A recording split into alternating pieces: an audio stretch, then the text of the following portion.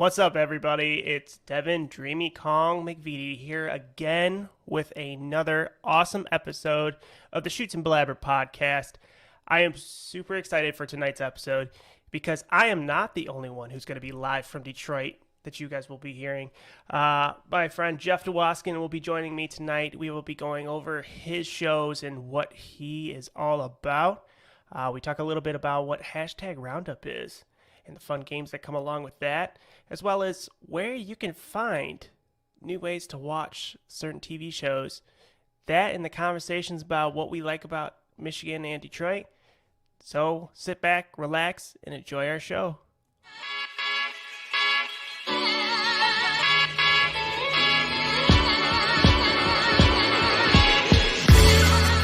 You're listening to the Shoots and Blabber podcast, where we shoot the shit and blabber on.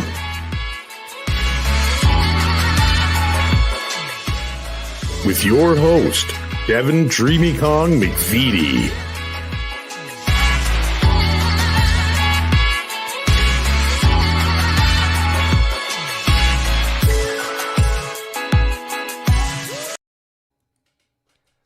What's up, Jeff? Hey, what's going on? I like your intro. It's really great. It's got a lot of cool Detroit stuff.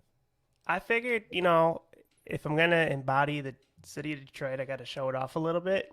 I'm never live from Detroit like some people. I'm not live either. But I figured, hey, it'd be fun to kind of showcase what we're all about downtown. And, I always liked the People Mover, and I've been trying to get a scene of me actually jumping on it, but I'm never downtown anymore for work, so it's kind of hard. Yeah, you got the Q. You got to get the Q line and the LCA, and there's all the stadiums. Detroit, just so everyone's listening, is the only main city that has all of their major sports teams in one city. They have the Pistons, the Red Wings, the Detroit Lions, and the Detroit Tigers, all within like 2 blocks of each other in Detroit proper. When they had talks about bringing a MLS team to the city of Detroit as well, and I always thought it'd be interesting to see where they would actually end up putting the stadium, because they're just running out of room at this point. If they would just go Ford Field or create its own outdoor stadium, so it'll be interesting to see if they continue that. There's interesting stories. The Illiches own the land that Ford Field is on, which is where the Detroit Tigers played. I think they sold it to them for like $1 because it was important for them to get the Lions into Detroit with the Tigers. The interesting thing, if you're ever in Detroit, when you are standing in Comerica Park, which is Detroit Tiger Stadium, the Ford Field is right behind it, but it doesn't eclipse it. Most football fields are built up. They're high, right? And like if you go to U of M Stadium or anything, they're really high. But part of the deal when they sold the Ford Field land to the Lions was they had to build it under so that it didn't eclipse the Comerica Park. Have you actually heard about the people who live around that area and how they get irritated with Ford Field's lighting on the outside? Oh, I can imagine. There's like one person, I don't know who it is, but there's like one person that in that area that won't sell their house so they could do some other developments and stuff. But, it's the lighting, I can imagine if you live down there. It's the woman who lives outside of LCA because the house is still there. It's right by LCA, right? Millions because she just refuses to sell. I went on a huge watch fest. Like it was like, when her and the Red Wings got this new stadium, it was like every day I'm like sitting there like, all right, where are they at now? Oh, they call it the pizza box. Oh, okay, that's terrible. We can't call it that anymore. And so it was awful. They hate it when you call it LCA because it's Little Caesars Arena. And so, they pay a ton of money to be called Little Caesars Arena. So when people call it LCA, drives them nuts. But I'll go. It's been a minute since I've gotten a chance to talk to you. And I've been watching your show and listening to it a lot lately. Actually, your multiple shows that you have going on. And I wanted to ask, like, what is the Jeff Dwoskin? Like, who is Jeff Dwoskin? Who is Jeff Dwoskin? Who is Jeff Dwoskin? I'm just a normal guy. I put my pants on just like everybody else. Yeah, no, I'm a tech entrepreneur. Been a professional comedian for over 18 years, and the podcast is a great way to be creative. To me, I've always done something or like to focus on something that is creative and allows you to create. And podcasting, I'm blessed to be in podcasting at this point. When you talk to some people, like I have a friend, Christine Blackberry from Storyworthy, she's been doing it for 11 years. To think like what it took 11 years ago to now. Now, I mentioned I bought this Roadcaster for, $500, $600, or whatever it is. It took me a year and a half of podcasting before I made that investment. But it's literally for $600.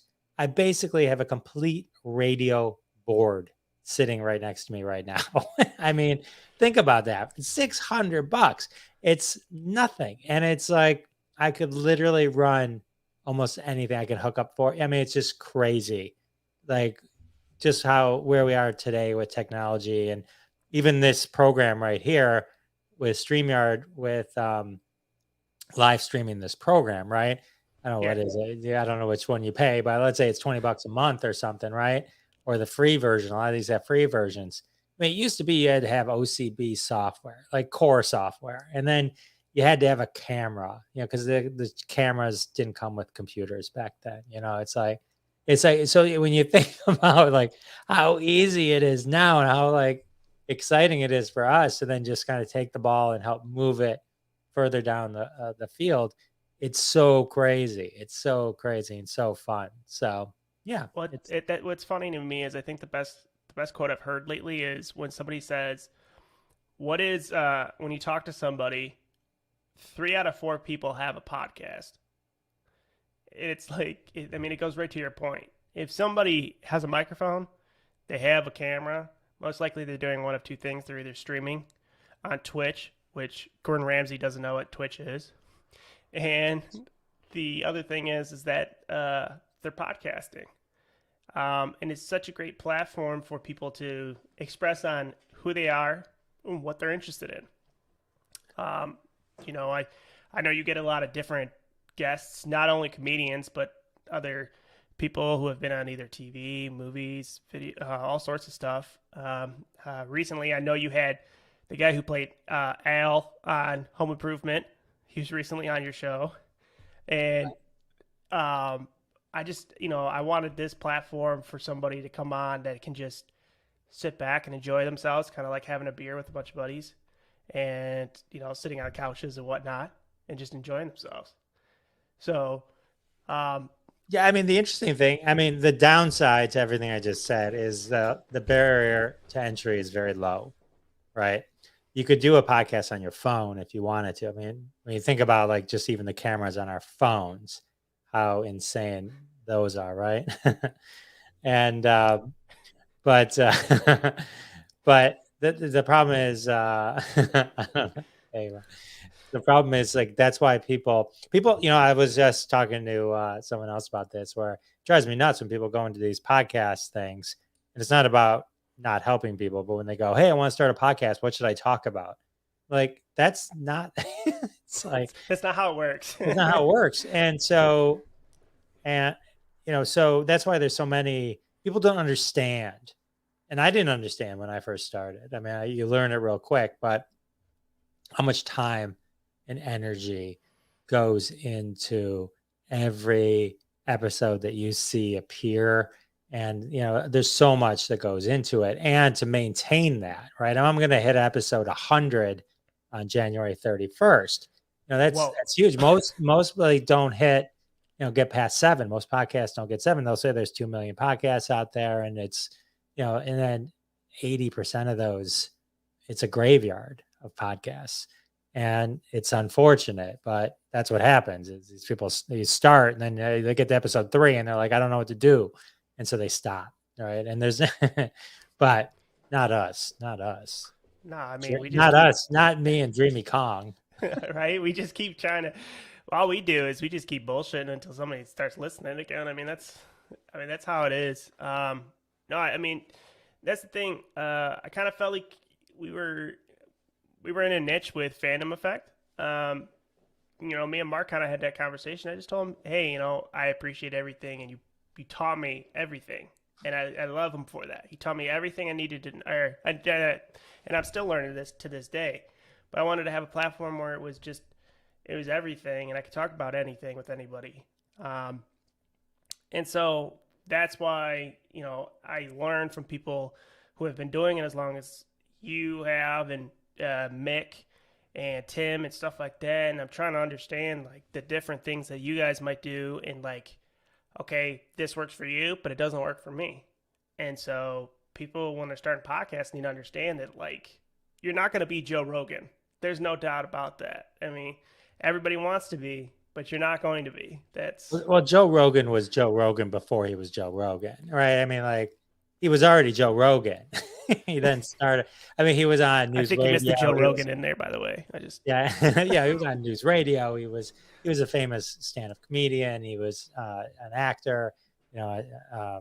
So he was already somebody huge, before that he got into podcasting. But yeah, so it's not like somebody from out of nowhere became a Joe Rogan. I mean, it can happen, but that's his story, right? Well, you're not too far away from him. I mean, I've been watching those stats, and for those who don't know, Jeff's podcast is one of the funniest I've listened to in a long time. One of my favorite things that I do love that Jeff does on his show, besides being from Detroit, obviously, is I love when you take inanimate objects and you put that as a sponsor that is not even a sponsor at all. It's one of my favorite things, like staplers. They're Yeah, I do.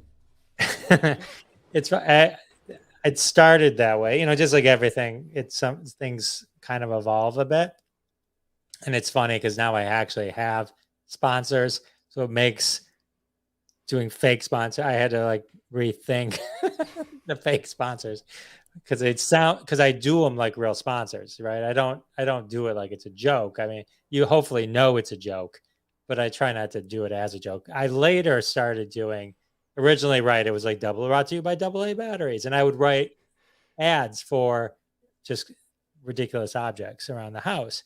But then I started challenging myself to write sponsors that actually had something to do with my guests.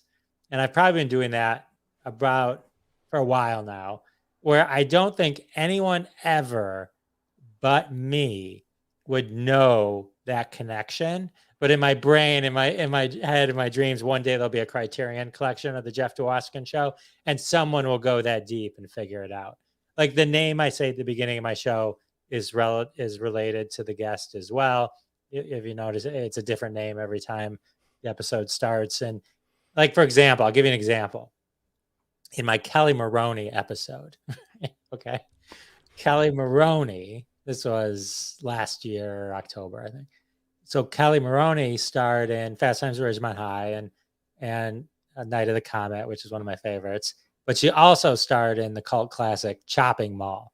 The ad, my fake sponsor in that, is the paint store in Chopping Mall where she, at the end of the movie, blows up the final killer robot. Now, I expect no one. And I bet if she were to have listened to the episode, she probably wouldn't even know either. but like, those are the things you do. Yeah, like the Richard Karn episode that you mentioned is the hardware store that they bought. That's the sponsor that him and Tim bought in Home Improvement. That's the sponsor of that one. But each one has, and it goes back a while. If it's not specifically like an inanimate object, or it has something to do with that we talked about specifically in the interview, I'll pull it out. But yeah, that's usually where, like when I did Jaws 2 with Billy Van Zandt, it was the bar that they all hung out at before going out to sea.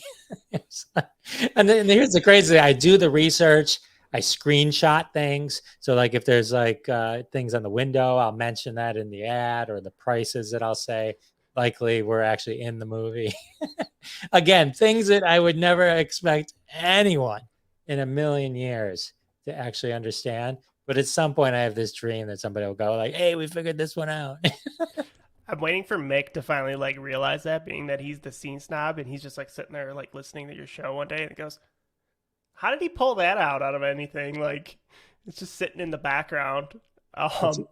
It's usually it's the challenge that that I have to give myself. Sometimes if they don't come quick, that's what delays me. Like when I'm thinking about the show, like what it would be. Sometimes it's not related. Like with Carol Baskin, it was just like the cat cafe, and because cats, and then I did like a million cat puns and stuff. But just things like that. It was So I mean, that's the thing with every episode I do here. It's I kind of talked myself into this thing where I'm going to do different seasons, and with the seasons, I wanted to kind of start it the way like like the Friends episodes do, where they always like start with something and then it's like it finishes with something else. So people who have been listening to my podcast, I don't know if they've noticed, but every podcast starts with a search to, and then it goes into like something. So like, for instance, Mick's episode was actually a search to be a scene snob. And I just thought it would always I always just thought that was clever to me. And then what I wanted to do is in season 2, adjust it and change it to whatever and make it a little different. And to me, it's kind of makes the part of the figuring that information out more fun and entertaining. Right. Totally. So but I did want to ask you, when it comes to, your podcasts, you don't just have one. You actually have Crossing the Streams as well. And I was always interested to find out how you came up with this concept. So Crossing the Streams, half our friends talk about movies or TVs. And so it wasn't, basically the whole concept of Crossing the Streams was when I started my podcast in May of 2020, I had no idea how I was going to fill content with everything.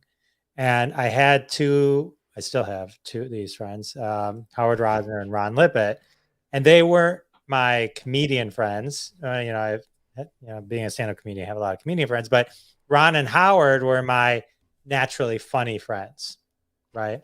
And when we would be together, we would always talk about TVs or movies and stuff like that. So I said to them one day, I said, hey, I'm doing my podcast.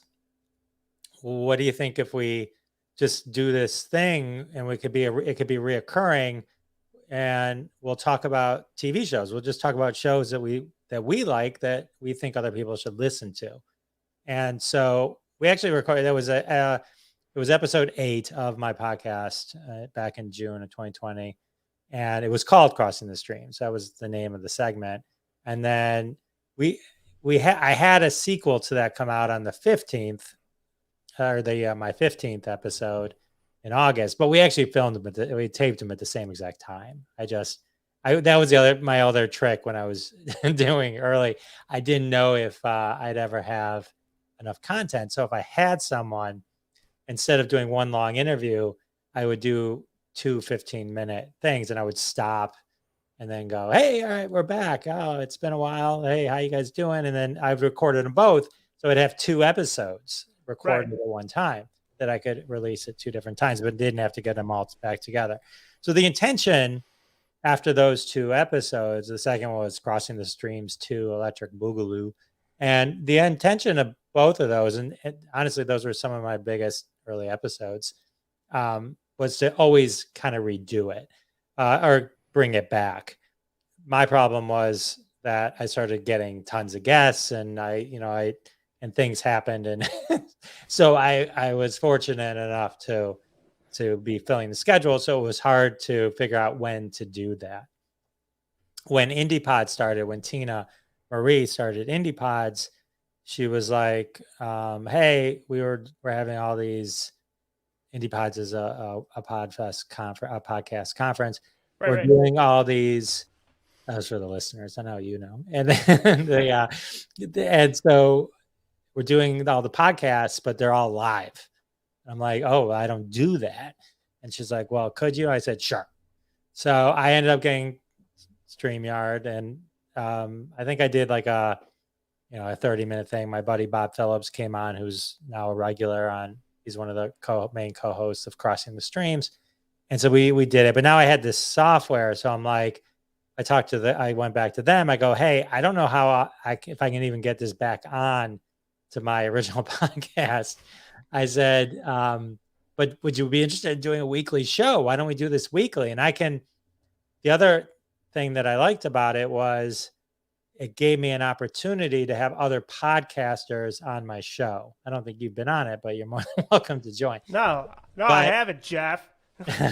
but because podcasters were having me on, but I wasn't having them on, and I really couldn't because it wasn't my format as my format was evolving. That wasn't my format, right?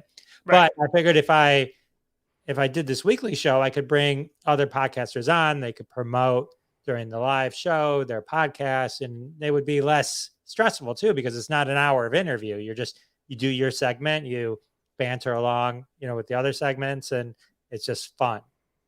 So that's what it was. And that's why if you look back, there's, just so many guests along the way, and we still do have a lot of guests. And so that was sort of how it was. So it was just the whole idea of it was just me being able to connect with my friends and talk about TV shows that we liked, because there was a million that we already liked and a million new ones that we were gonna like. And so we just kind of, did that.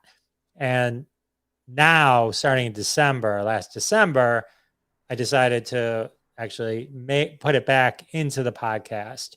But it's so Thursdays, it's a bonus episode of Live from Detroit, but it's Crossing the Streams. And so I take 3 of the segments from the live show, because now we've got 55 hours of content just sitting on YouTube. So I grab 25, 30 minutes of it, 3 segments. I created a new intro. So it feels a little different, but it's in the same feed. But so it's a different show. And I put those out on Thursdays. They're a little shorter episodes, but quick hits. And then I think I've done 5 of those so far. So okay. And I mean, so with those shows, what days does your Live from Detroit come out, and when does Crossing the Streams come out? The interview show comes out Monday at midnight, so the end of Sunday, right? Once Sunday becomes Monday, it gets released.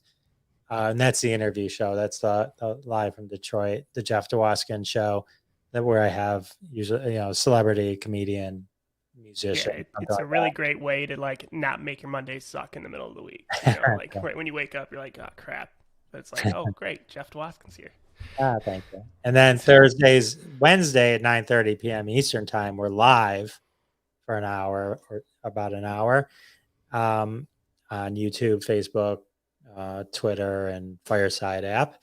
And then on Thursday is the bonus episode, which is Crossing the Streams, which I realize is confusing because it's not the Crossing the Streams that was the day before. Live the day before. Yeah, it's just a sampling, and so, which it's fun because it's meant to promote that show. You know what I mean? So because I don't really over edit it, other than some hard, whatever smack or whatever. Get rid of the clicks and the beeps and whatnot. And so, you can hear the banter and all that kind of stuff. And there's usually some tangents that we go off on. And so I think it's a fun listen. But yeah. So I'm getting blown up from a common friend of ours. Mr. Justin would like to know, Jeff, how would one get into comedy as a career? How would one get into comedy as a career? The way I did it was I first took a comedy writing class at a local comedy club. There's a good chance that one of your comedy clubs has a comedy writing class, probably go 4 or 5 weeks. So that's what I did. I worked with, and then you work with a comedian that helps you develop 5-7 minutes worth of material, and you practice it and with that group, and they critique it.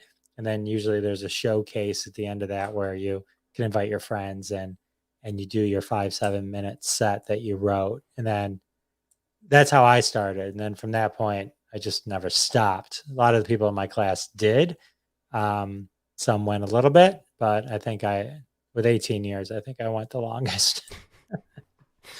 Well, I mean, you always hope too that the comedian you get stuck with is actually good and you find them to be funny, I guess would be the way. Because what if your humor doesn't match up? Well, here's the thing. It's for me, there's a lot of stories. People just go to open mics and they just do it. Right. And for me, I needed that class just to kind of push me confidence wise to get on stage. Once I was on stage, once the class ends, you're on your own. I mean, you're writing your own material. You have to, the way you test it is you go in front of a live audience at an open mic and test it, and then, hone it and do all that kind of stuff. But that's the only way to do it, I think, is either just start doing it, take a class to help you build up. But then once you do it, it's just like podcasting. You got to keep doing it. Now, do you find that your comedy career helps influence your current podcasting career? They haven't meshed because the COVID killed the comedy career, but COVID birthed the podcaster. And I have my first gigs in February, but I didn't do anything last year because it just never felt right. And so I missed that wave. And so my full creative outlet is the podcast. And I'm almost happy enough with that. It takes a lot of time. So to get back into stand up, I'm not sure I'm going to do it as much as I used to, here and there. I mean, I know that you're, being a father and whatnot, it's going to be fun to have your kids come join you and watch dad on stage, just make fun of the heckler in the back. They're finally old enough, but I don't know if they want to. Now, this is my number one fan, actually asking the best material subject, family, work, parenting, when it comes to writing your comedy jokes and whatnot. The best material is different for every person. It has to be what's kind of unique and true to you. I used to do a lot of different stuff. I used to do stuff about my kids, and then I would do an observational joke about, whatever, like a sign or this or that, And then I worked with this comedian, Mary Ellen Hooper, and she said to me, she's like, "Jeff, you're the frustrated father." That's all your material should be. It's focused on that truth, and get rid of everything else. You know what I mean? But it helps because you can write funny stuff, right? I can write a funny bit about something random, but when it connects and it's real and it's you, it kind of takes it to a different level. And I think the connection with the audience is innately more sincere at that point. Right.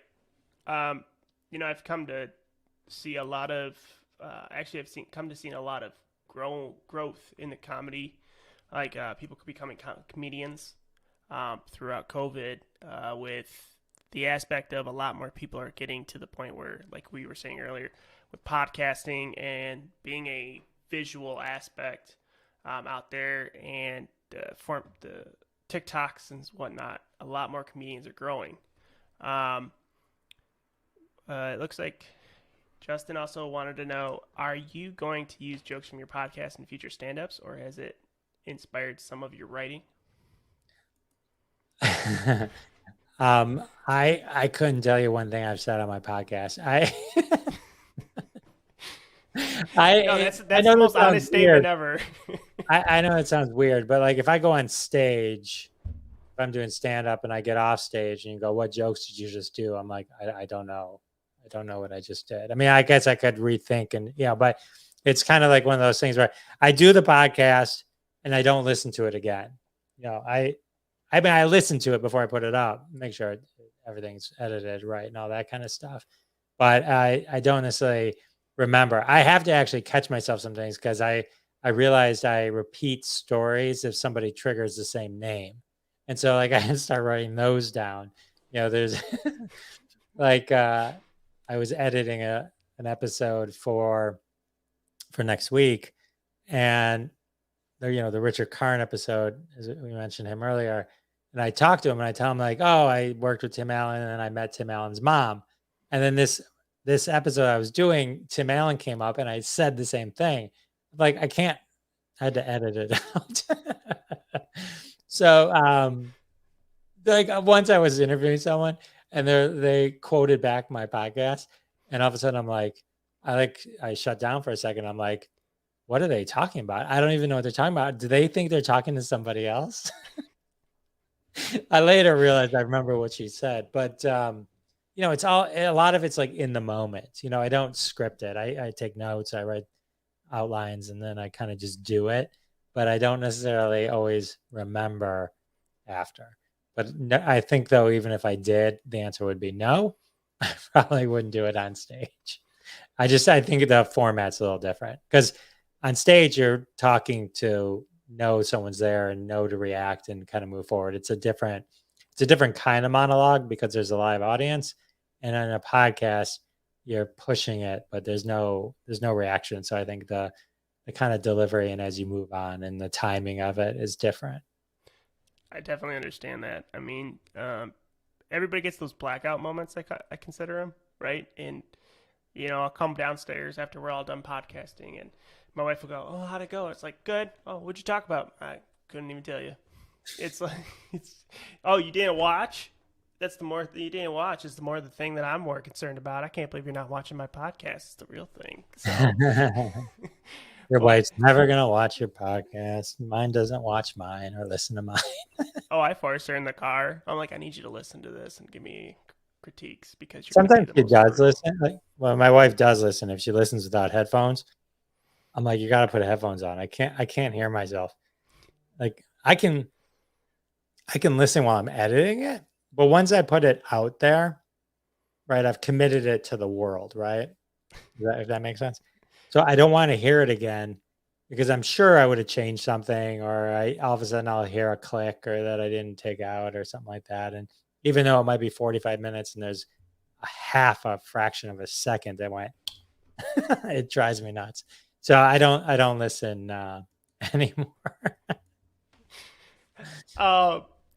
So changing gears a little bit here. Podcasting is just and being a comedian are just some aspects of Jeff Dwoskin.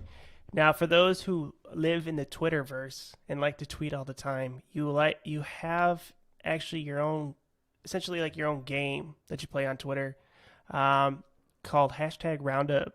Can you explain to my listeners a little bit more about #Roundup?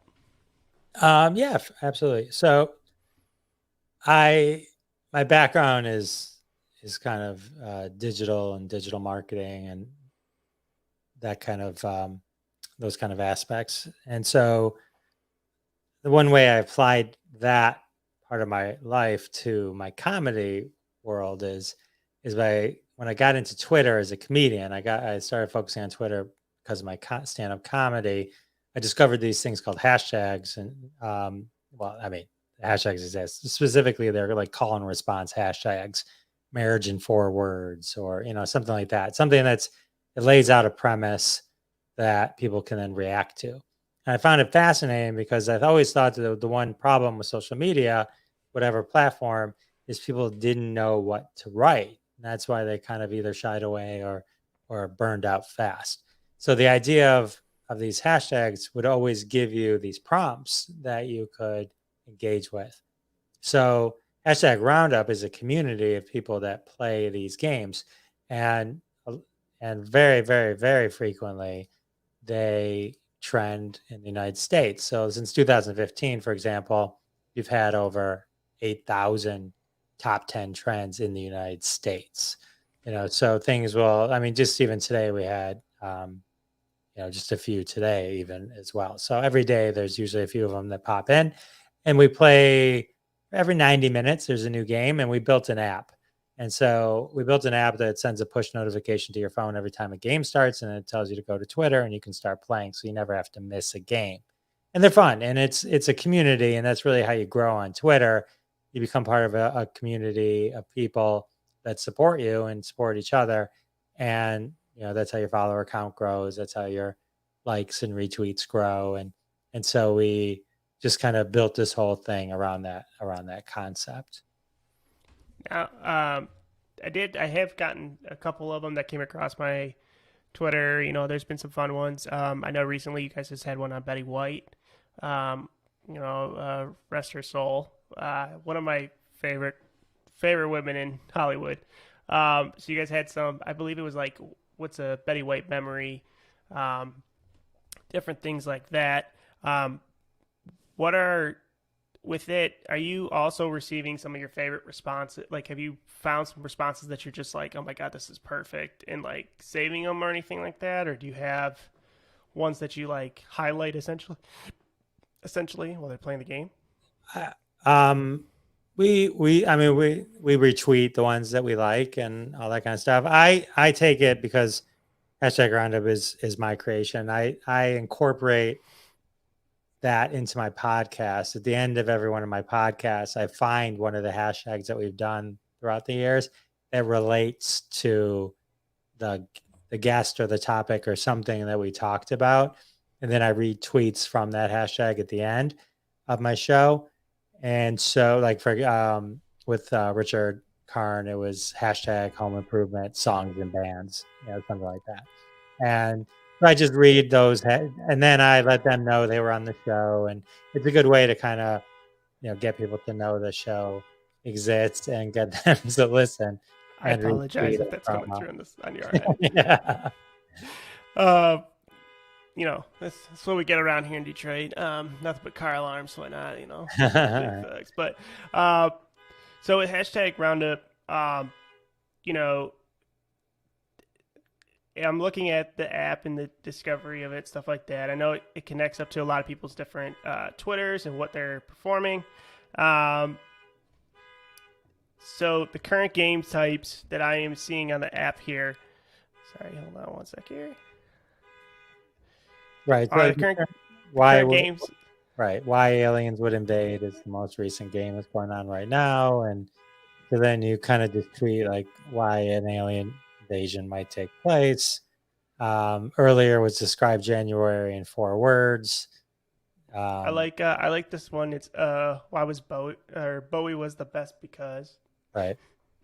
And so where do you come up with the hashtags then, essentially?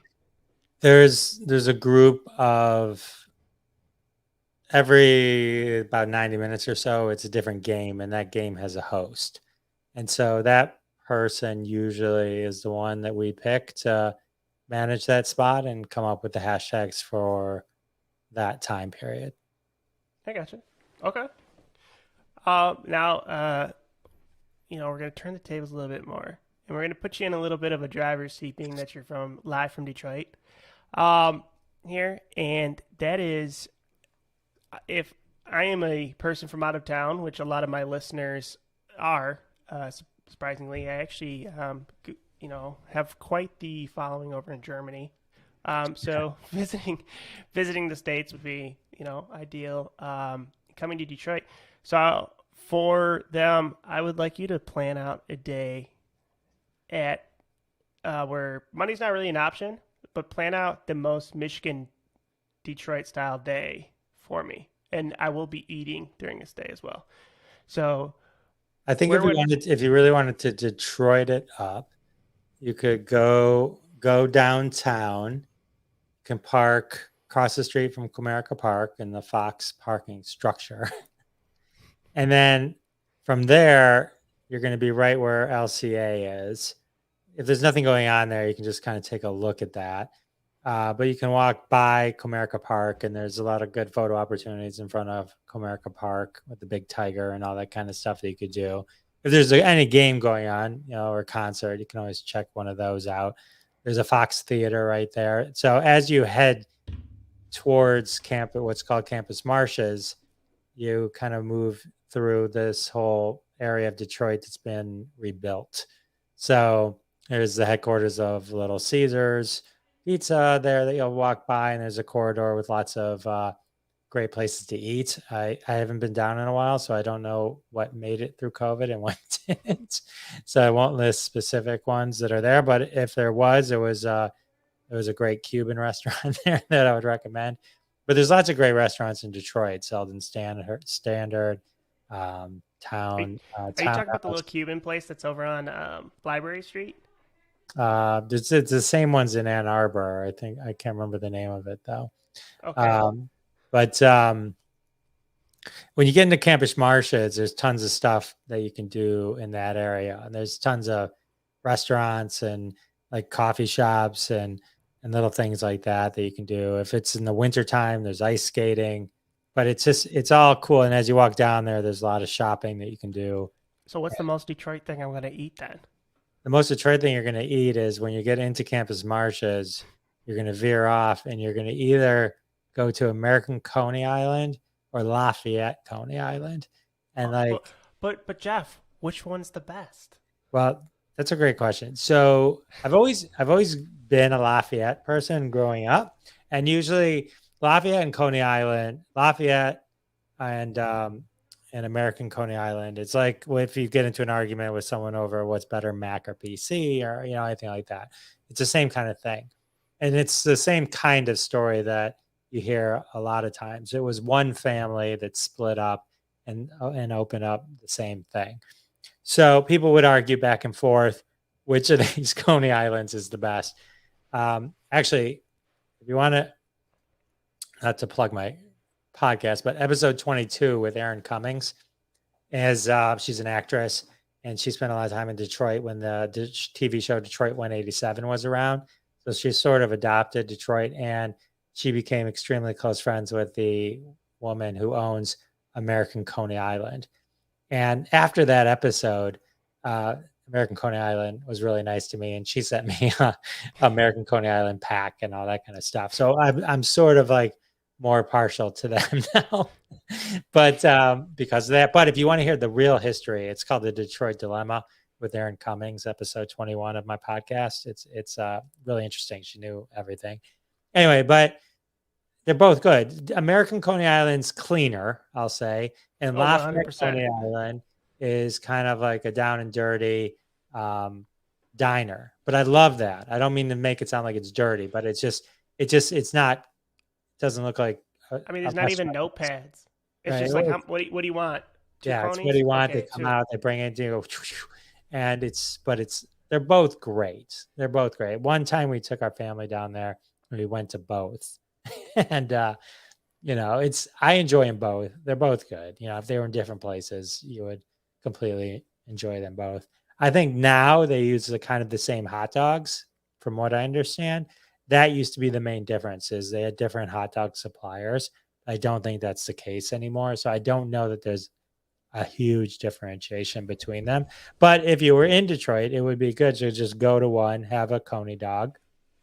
Coney dog is a hot dog with chili, mustard, and onions, and then go to the other place. They're literally share a wall. They're right next to each other, and try one there and just kind of see for yourself. It's been on Food Wars.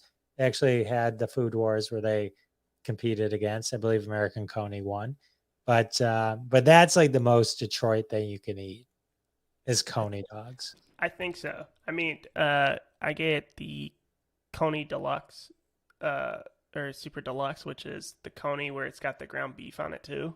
Yeah, I used to love loose hamburgers, which is what you just described, but it doesn't have a hot dog. It's just all loose beef. Yeah, I love those. They're so good. And the best way I could describe it to those out there is when you go there, Lafayette's going to give you like he said, the dirty style, but I also say that it's got the best chili.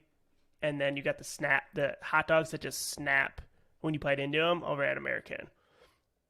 So you're getting a better quality hot dog out of American, but you're getting the quality of this chili at Lafayette. So definitely there. But the best question is what are you drinking with it, Jeff? Coke. Coke. No, you gotta go Michigan with it. It's a Verner's. Verner's. No, you don't drink Verner's. You drink with you have with vanilla ice cream. Make a float. Float. But I love Verner's, but I've never been. Verner's is great for your tummy if it's hurting, or just drinking ginger soda is what it is. But I've never like sat down at dinner and had a Verner's. That's just me. It's just old people drink Verner's. That's funny. So at Verner's, there was a whole special on it. They were trying to come up with the right formula for it, and the guy couldn't come up with it. And then he has his barrel sitting there that he had made, and he gets, I think it was the Civil War, and he goes and he's drafted into the Civil War. And 4 years later, he returns, and that's Verner's. It was the sitting there for 4 years that became that harsh ginger drink that we all came to love. So. I think the best thing is that when COVID first started, everybody kept sitting there saying, like, we don't need the vaccine, we have Verner's. That's funny. So, but okay, to kind of wrap up here, Jeff, where can people find Live from Detroit, Crossing the Streams, everything that is Jeff Dwoskin? Real simple is just to go to jeffisfunny.com. And from there, you can listen to any episode right from my website as well. But then there's links to any of your podcast apps, Apple, iHeart, Good Pods, Spotify, any of them. The podcast is there. There's links to them on my podcast, on my Jeff is Funny website if you want. There's a page there called Crossing the Streams. It has all the YouTube embeds and a link to YouTube. You can jump there and subscribe if you want to get notified when we go live. All that information's there. But jeffisfunny.com is the hub. Okay. And on there too, is there like information of like when you do start going back on your comedy tour? It's a great question. If I have enough to post, yes. I'll probably go back a few times and not tell anyone. I'll see how it goes. I went to Jeff's secret show the other day. It was fantastic. So, all right, Jeff. Well, we want to say thank you again for coming on Shoots and Blabber. We always appreciate it. It's always great to talk with you and learn about who is Jeff Dwoskin. Thank you for having me. It was a lot of fun. Thank you. For those out there, as always, go listen to Jeff. His show is fantastic. It's full of comedy. It's great. Pick me up in the morning, especially on a Monday. You don't end up feeling like Garfield afterwards. And go back and listen to some of my episodes that we've had previously. And as always, we'll put up new ones on Fridays. And so thank you all for listening. Thank you. You have just listened to the Shoot and Blabber podcast. If you're enjoying the episode, please go back and listen to some of our old episodes. Also, drop us a rating, like our Facebook page, or follow us on Twitch at twitch.tv/dreamy_Kong. Bream, bream.